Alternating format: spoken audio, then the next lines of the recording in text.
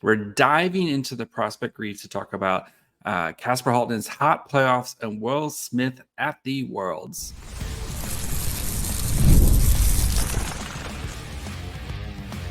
You're Locked On Sharks, your daily podcast on the San Jose Sharks, part of the Locked On Podcast Network, your team every day. Hello, welcome to Locked On Sharks, the premier hockey podcast covering your favorite team in the Bay Area. My name is JD Young, caretaker at the Reef, and I want to thank you for making Locked On Sharks your first listen. Probably part of the Locked On Network. We cover your team every day. If you want to be an everydayer, all you have to do is just follow wherever you get podcasts, or you can watch this on YouTube as well. And today we're going to be digging into some of the prospects, current Sharks prospects, talking about Kasper Halttunen, his hot playoffs, now 2 back-to-back games with hat tricks. I'm going to be kind of talking about what I've seen behind the game, watching the game tape, and then where he kind of projects for the Sharks. And then we'll also be talking about Will Smith and his play so far at the Worlds, what we've learned so far, what we need to see more of, just him playing, to be honest, and kind of just what we're seeing out of Will Smith as he still has a huge decision on if he's going to be going back to Boston College or heading into the NHL. So before we get into all that, do want to let you guys know that today's episode is brought to you by FanDuel. Make every moment more. Right now, new customers get $150 in bonus bets with any winning $5 bet. It's $150 with any winning $5 bet. Visit FanDuel.com/lockedon to get started. And Kasper Halton, well, let's start there. Kasper Halttunen, who is burning down the OHL right now, leading the league in goals this playoffs, and has really had himself his coming out party, right? And we've known Kasper Halttunen as, an amazing shot. Like, if you have not seen Kasper Halttunen shoot the puck, pause the podcast right now. Spend 5 minutes just watching Kasper Halttunen shoot the puck, because he's really good at it. He is that's what we've known from Kasper Halttunen is, right. The dude can shoot flat out. He can shoot. He loves to shoot. You know that is evident. Even the way he plays for London, especially on the power play, where the entire power play is basically built to move the puck around and then get Kasper Halttunen all by himself in the Ovechkin shot, the Ovechkin spot to hammer home power play goals. And he's very good at that, right? But what I've been seeing, watching Kasper Halton in the playoffs, is these things are starting to click for him in the other aspects of his game, right? And we'll talk about how this kind of affects his projection and kind of where he fits in with the rest of the Sharks prospects and stuff. But you're seeing the physical side. And I think with Kasper Halttunen, I forget watching him too. He's 6'3", like 205. And I think he forgets that at times until recently, where, again, I know it's the playoffs, it's OHL playoffs. It's not, and they're, 15 or 16, 17, 18, 19, 20-year-old kids. But he's bigger than a lot of these guys, right? We talk about Quentin Musty, who uses his size and knows he is bigger, faster, stronger than most guys on the ice. And I think Halttunen is starting to kind of realize, I'm bigger. I'm just bigger than you. And I need to use that to my advantage more. And again, like, I am very much I just want good hockey players, right? William Eklund is not the biggest guy in the world, but he's very effective because he knows his skill set and he plays within his skill set, right? Kasper Halttunen is very good. And I think he's going to be a very good player, and he's learning to play in his skill set. Thomas Borla, right? 5'8", whatever. He's learning to play in his skill set, right? And I think that's something you have to keep in mind, right? And yes, having a guy who's 6'3", 205 pounds, it's really nice because being bigger, faster, stronger than everyone is a really nice trait to have. But playing up to that is something I think he needs to continue to work on. But you're starting to see it, right? And I think and you really saw it in this if the last game London played, where they were down 6-2 in the third period, stormed back to win and eventually win the game in double overtime, 7-6. And Halton, who's been playing on the third line for majority of the season, for London, playing on the third line, playing on power play one, but really kind of playing on the third line. He basically didn't leave the ice in the third period. So I'm writing on the Reef. Not by the time this comes out. So on Wednesday, I'll have an article out where I basically go like shift by shift of Kasper Halttunen's like game against. I think I have him with 11 shifts in the third period. And again, this team was down, trying to come back. Kasper Halttunen is one of your best offensive players, right? But it was his ability, I think, to kind of control the game, make smart plays, and play off his teammates, which I think that's the crucial part right there, the play off his teammates. We'll dig into that a little bit more later, but what Halton is doing right now, and especially in huge moments for London, right? Yes, London was up 2-0, and if they lost this game 3 against Oshawa, who cares, right? You still have a 2-1 series lead. You're feeling pretty good about it, but how important he was, again, scoring 3 goals. Yes, 2 of them were on the power play. Scoring 3 goals and the diversity of the goals. First goal, again, on the power play, he gets the puck, realizes he has time and gets the puck, gathers the puck at the point, realizes he has time and space, and just kind of works into the open ice, the quiet ice, and just an absolute laser of a shot, right? And that's, again, Kasper Halttunen can shoot the puck like nobody else. I would argue he probably has the best shot, at least the hardest shot among Sharks prospects. But the way he's diversifying his goal scoring. Boom. Second one, the classic power play. Puck moves around. Halttunen gets to hammer off a bomb from the Ovechkin spot. Gets a little bit lucky where it bounces off of the defenseman's foot and then goes in, but still. But then the third goal, very next shift that he gets back on the ice.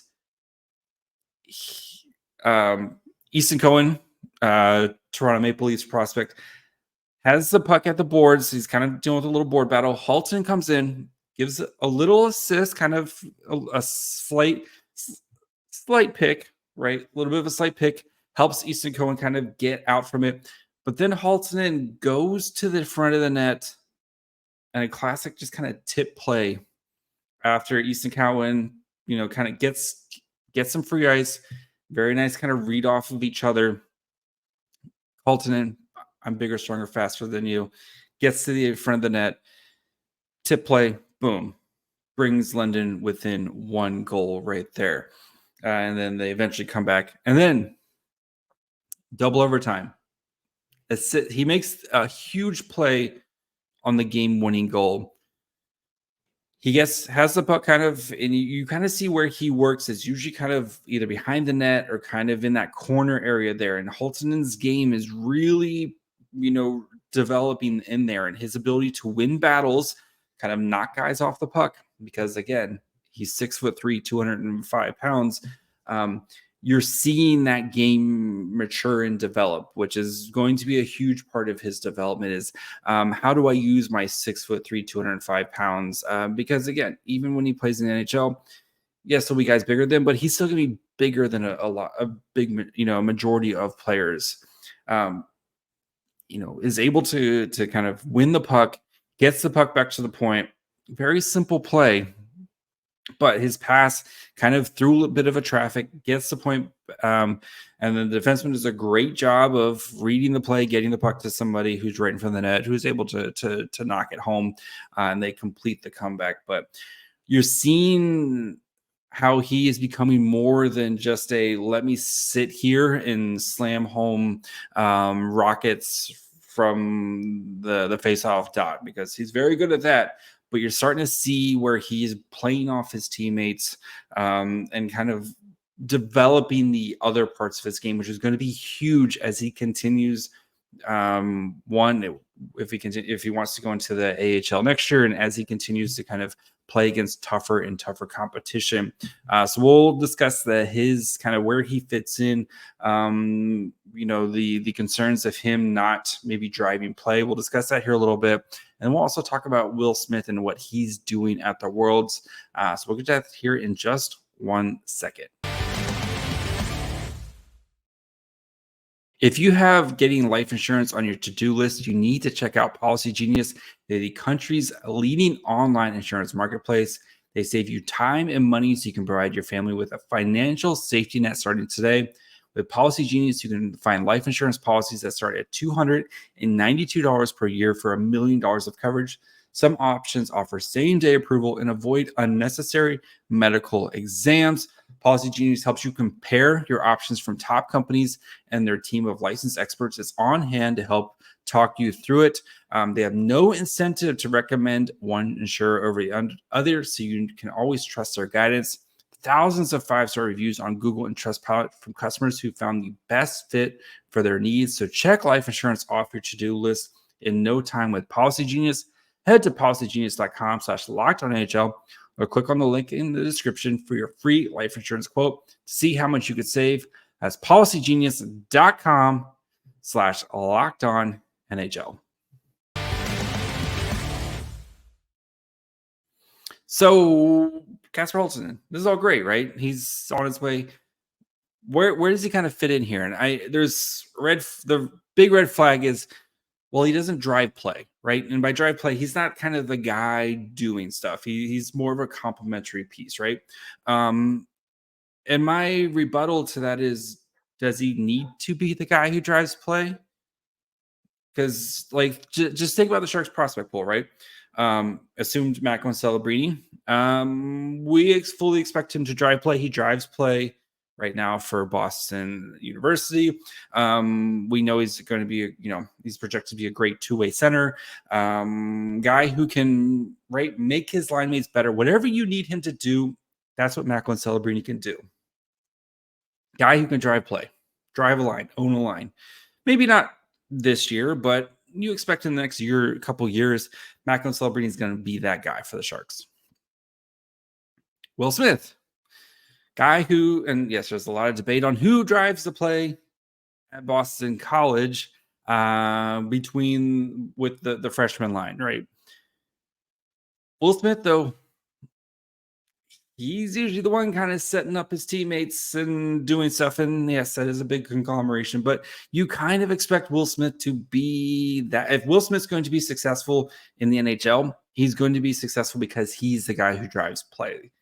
He's the guy who makes his line mates better, passes in it, kind of finds the open ice. And we've seen him do that. And we'll talk about Will Smith a little bit more here at the end of the show.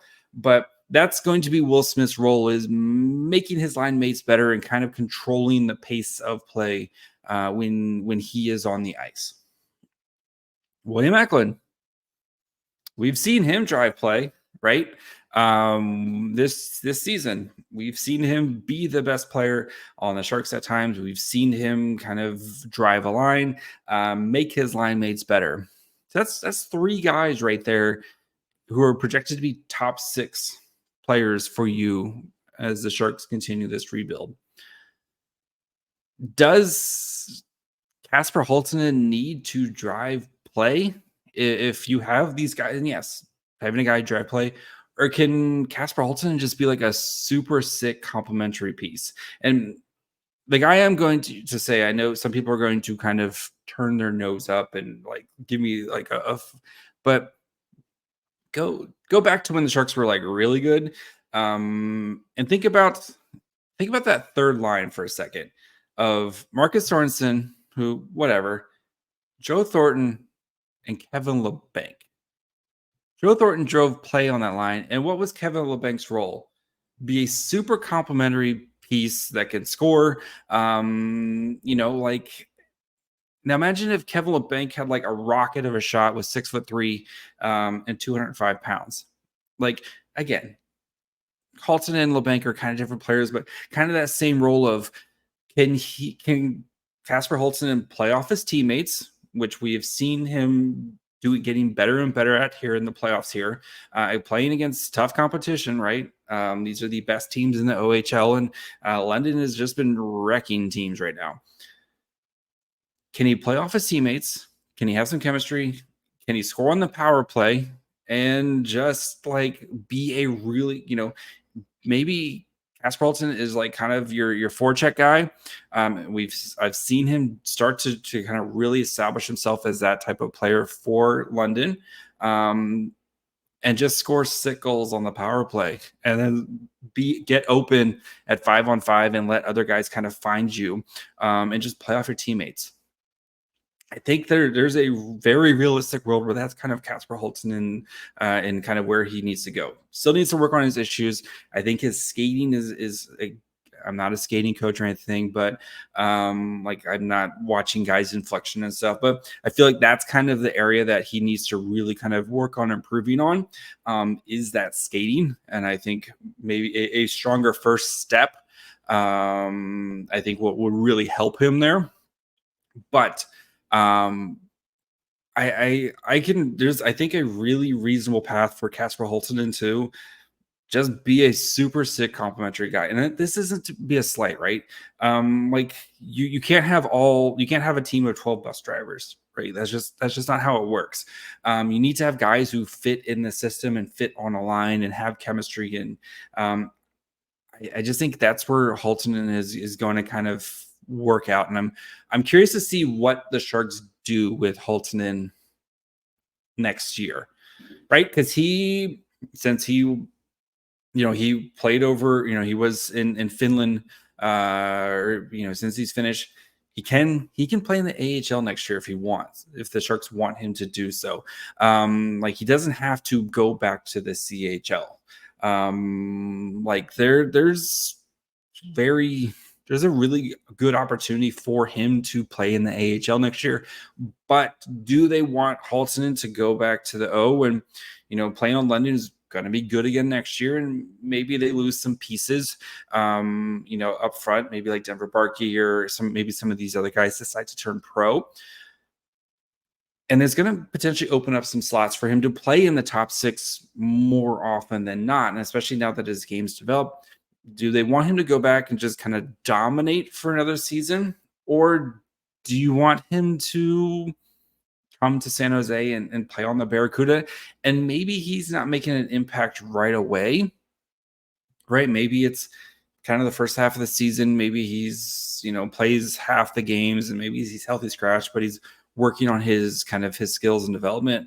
But you're playing against better competition. And then you hope that things around Christmas time, around the New Year, start to click for him. And then he got kind of almost like Ozzy Weisblatt, where his first season, where he kind of spent some time trying to, kind of figure things out. And then, the second half of the season, he was basically in every night. Now, I'm really kind of curious to see what the Sharks do with Halttunen's development here, right? And I know Mike Greer is very patient, and we've seen that, but I think kind of compared to Doug Wilson, we've seen him be a little bit more aggressive with some of these guys. I know they sent Ethan Cardwell back for another season, but Jake Furlong is expected to be in San Jose, the Barracuda, even though he could go back and play another season. Gannon Laraku, a little bit different. They're kind of dealing with his injury, and maybe they want him closer to home where they can kind of monitor the situation a little bit more. But again, he could have gone back to the WHL this year, but he spent the entire season between Wichita and San Jose. Do you want Casper Halttunen, who, again, the Barracuda, there's plenty of questions about kind of their development process, but do you want him playing professional hockey? And he has played professional hockey before. Do you want him kind of making that jump now and maybe kind of building off a successful playoff run that London's having right now. And, I fully expect London to win the OHL and be playing for the Memorial Cup here really soon. But I'm curious to see where he kind of fits in and what the Sharks' plan is for him. But you get to be really excited about Kasper Halttunen and where he's going. And again, he doesn't need to drive the bus, but can he be a sweet security guard who kind of helps get guys on the bus and kind of helps the bus driver, right? Can he be that guy? So I think he's well on his way to being that guy, especially what I've seen compared to the beginning of the year to now. Yes, the shot has always been there. That shot is sweet. But he's really starting to fill out the other aspects of his game. And I'm really starting to kind of get excited about what Halton can potentially turn into. So we'll talk about another exciting prospect who's, going through a little bit of some bumps and bruises right now. We'll talk about Will Smith's play at the Worlds here in just 1 second. It's winner take all time in the NBA and NHL, and FanDuel is giving you a shot to bring home a big win of your own. Right now, new customers get $150 in bonus bets with any winning $5 bet. So maybe you think the Panthers win in Game 6. Maybe you think the Stars bring this thing home in 5. Whatever you like. Go check out over at FanDuel. That's right. You get $150 to bet on spreads, money lines, player props, and more. Visit FanDuel.com/lockedon to make every playoff shot count. FanDuel, America's #1 sportsbook. All right, Will Smith, who's been playing in the Worlds, and it's been a little tough for Will. And it's a combination of, one, he's not getting a lot of ice time, and two, he's making mistakes that 19-year-old kids are expected to make when you start to play against tougher competition. But I think there's still a lot of positives to kind of take away. And if you go back to the game over the weekend where USA played against Germany and they won that game, and Will Smith, I thought, had a great game in that game. I wrote about it on the Reef. It is paywalled, but you can go check out that over at the Reef. I thought he did a good job of kind of playing with pace. I thought he did a solid job in his defensive zone, trying to be active. And again, Will Smith's never going to be like a Selke type candidate. You're hoping that he is good enough in his defensive zone, and then awesome in the offensive zone, right? Kind of the Erik Karlsson mold, but as a forward. Just hold your own in the defensive zone and be awesome in the offensive zone. And we saw that from Will Smith. Again, Germany's a pretty solid team, right? They have plenty of NHL type of talent. I know a lot of the guys in there are playing in the German league, but again, Germany's a pretty solid team. But you saw, and he, as the game went on, he kind of earned that ice time, was getting more opportunities, was driving play, making plays better, doing a good job of working with his line mates, making those guys better, finding those guys. And I was really impressed with his game on Saturday against Germany. But again, 19-year-old kid playing against men for kind of really the first time here. You're going to have ups and downs. And the Slovakia game definitely had its ups and downs from him. And he got benched for the entire second period because of a misread bad play that led directly to a goal, right? And that's going to happen, right? He's used to playing against guys his age, his own size, speed, and stuff. Makes a bad play. Instead of I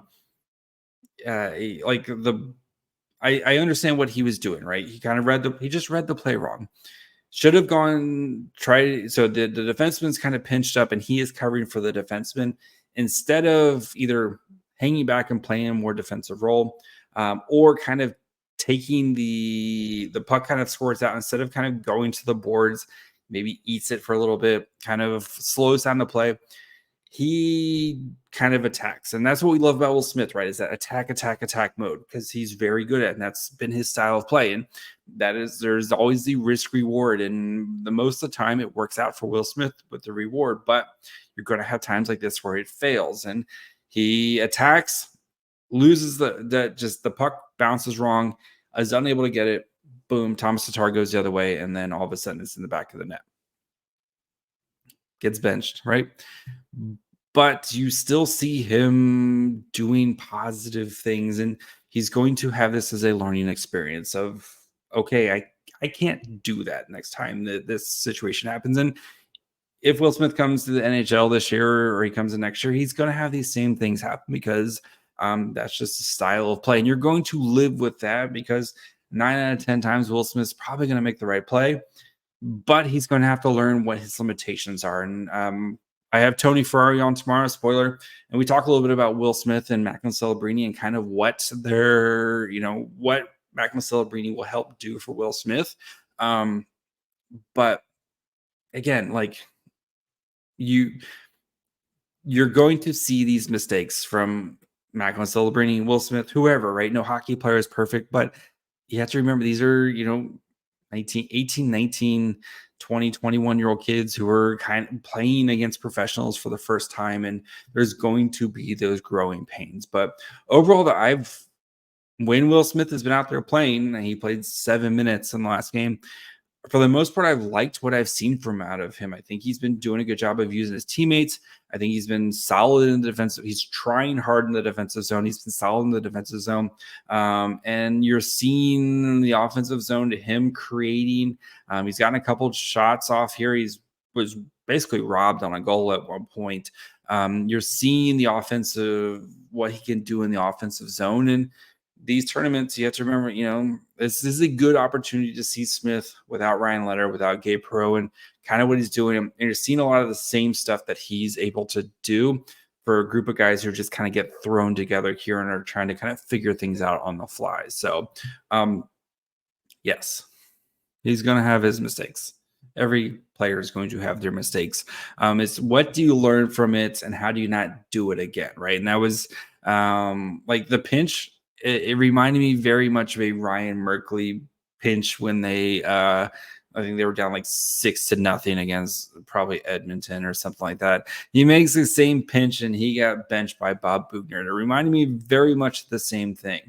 But I think Will Smith is a smart enough player where he's going to realize, I can't do that again.